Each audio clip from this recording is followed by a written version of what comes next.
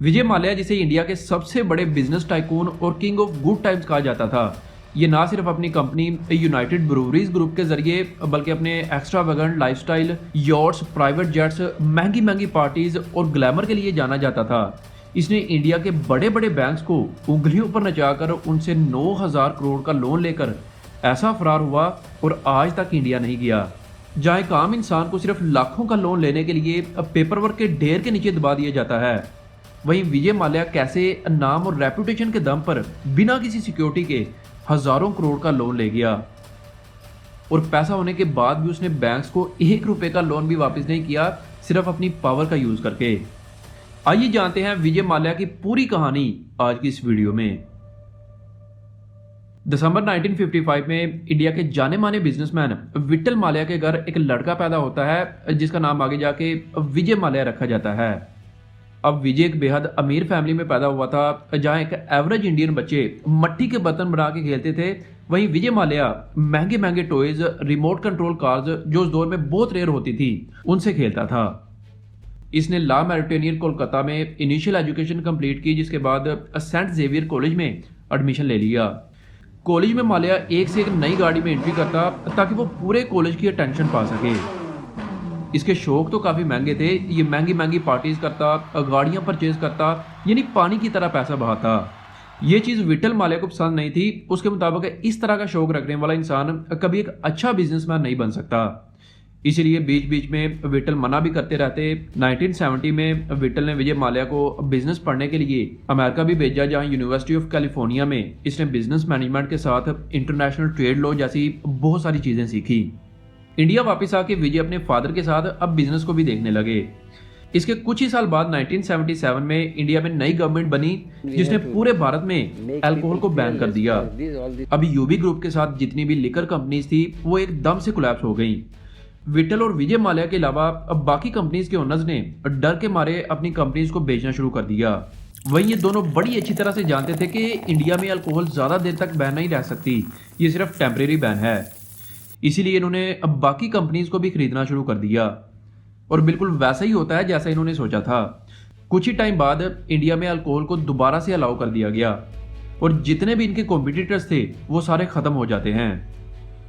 1978 में United breweries से inspired होकर विजय माल्या ने किंगफिशर प्रीमियम बियर भी अब लॉन्च कर दी। आहिस्ता आहिस्ता लोग अब किंगफिशर का नाम लेके ड्रिंक मांगने लगे। साल आया 1983। विट्ठल माल्या को एक पार्टी में अचानक हार्ट अटैक आया और उनकी मौत हो गई। इस टाइम पर विजय माल्या की उम्र 28 साल थी। यूबी ग्रुप और किंगफिशर का पूरा कंट्रोल अब विजय अपने हाथ में ले लेते हैं। लोगों का मानना था कि अब ये इंडस्ट्री ग्रो नहीं कर पाएगी। 1983 तक यूबी ग्रुप का टर्नओवर 350 करोड़ के आसपास था, लेकिन अर्ली 1990s तक ये टर्नओवर विजय माल्या 2500 करोड़ तक पहुंचा देता है। इस ग्रोथ के पीछे इसने 3 बड़ी स्ट्रेटजीज लगाई थी। एक तो जैसा कि मैंने पहले बताया कि किंगफिशर बियर की कामयाबी, ये ब्रांड रैपिडली पॉपुलर हुआ और इंडिया में लीडिंग बियर ब्रांड बन गया। दूसरा, डाइवर्सिफिकेशन। माल्या ने यूबी ग्रुप को सिर्फ अल्कोहलिक बेवरेजेस तक सीमित नहीं रखा। इसने ग्रुप के बिजनेसेस को केमिकल्स, फर्टिलाइजर्स, फार्मा, इंजीनियरिंग और एविएशन इंडस्ट्री तक एक्सपैंड किया। एविएशन इंडस्ट्री का भी आगे जिक्र करेंगे। तीसरा, ग्लोबल एक्सपेंशन। इसने इंटरनेशनल मार्केट्स में भी यूबी ग्रुप के प्रोडक्ट्स लॉन्च किए, जिसमें यूरोप और मिडिल ईस्ट शामिल था। इसके बाद विजय माल्या ने किंगफिशर कैलेंडर का लॉन्च 2003 में किया। इस कैलेंडर का मेन मकसद एक ग्लैमरस और लग्जूरियस ब्रांड इमेज बनाना था, जो किंगफिशर बियर और विजय माल्या की ओवरऑल ब्रांडिंग स्ट्रेटजी को प्रमोट करे। यह कैलेंडर एक फैशन बेस्ड प्रोजेक्ट था जो हर साल इंडिया के टॉप मॉडल्स और फोटोग्राफर्स को शोकेस करता। इस ग्लैमरस कैलेंडर के जरिए माल्या ने किंगफिशर बियर को एक कूल और ट्रेंडी प्रोडक्ट के तौर पर पोजीशन किया। काफ़ी मॉडल्स जो इस कैलेंडर में फीचर हुई, उन्होंने बाद में सक्सेसफुल कैरियर्स भी बनाए, जैसे दीपिका पादुकोण, जिसने 2006 में कैलेंडर गर्ल का टाइटल अपने नाम किया और 2008 में उसकी पहली बॉलीवुड फिल्म रिलीज हुई। इसके अलावा कैटरीना कैफ, नरगिस फखरी जैसे कई नाम शामिल हैं। अच्छा, 2000 के डिकेड के शुरू में Indian aviation industry rapid grow कर रही थी और मिडिल क्लास फ्लाइंग को अफोर्ड करना शुरू कर रही थी। माल्या ने सोचा कि ये काफ़ी प्रॉफिटेबल अपॉर्चुनिटी होगी, स्पेशली एक प्रीमियम एयरलाइन के लिए जो डोमेस्टिक और इंटरनेशनल दोनों मार्केट्स को टारगेट करे।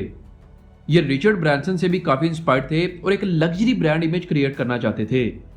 जैसे किंगफिशर बियर एक प्रीमियम लाइफस्टाइल ब्रांड बन गई थी, वैसे ही वो एविएशन इंडस्ट्री में भी एक प्रीमियम एयरलाइन स्टैब्लिश करना चाहता था जो लग्जरी फ्लाइंग एक्सपीरियंस दे।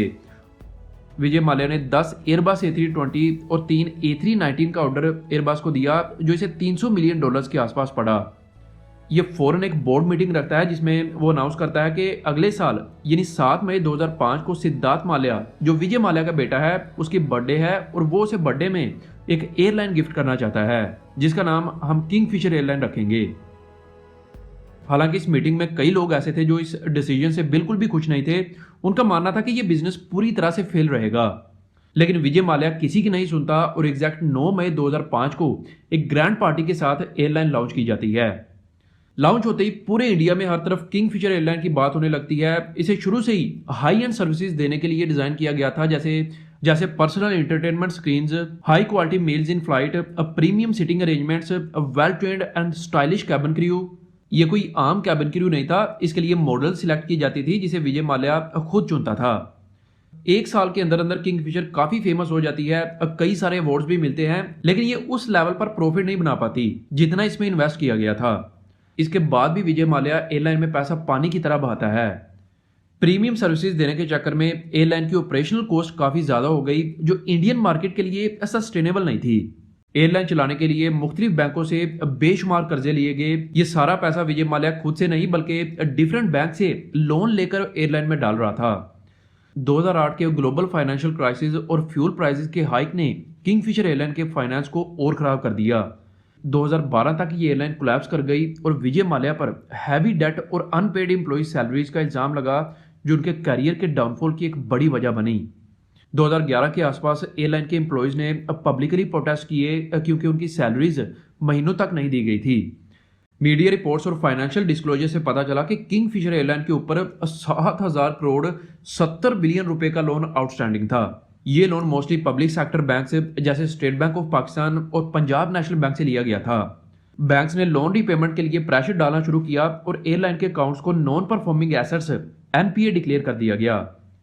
जब किंगफिशर एयरलाइन के एम्प्लॉयज और वेंडर्स अपने पैसे के लिए स्ट्रगल कर रहे थे, तब विजय माल्या का lavish lifestyle, private jets, yachts, formula 1 team, IPL team questions उठा रही थी। यानी उसके लाइफस्टाइल में कोई किसी किस्म की कमी नहीं थी।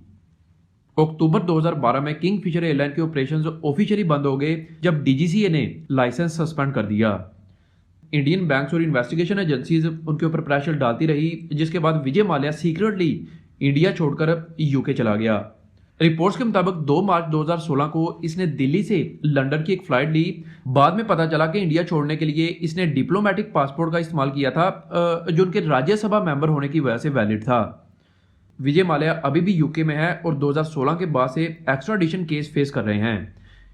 इस केस में लीगल कॉम्प्लेक्सिटीज और डिलेज की वजह से विजय माल्या आज तक इंडिया वापस नहीं आया।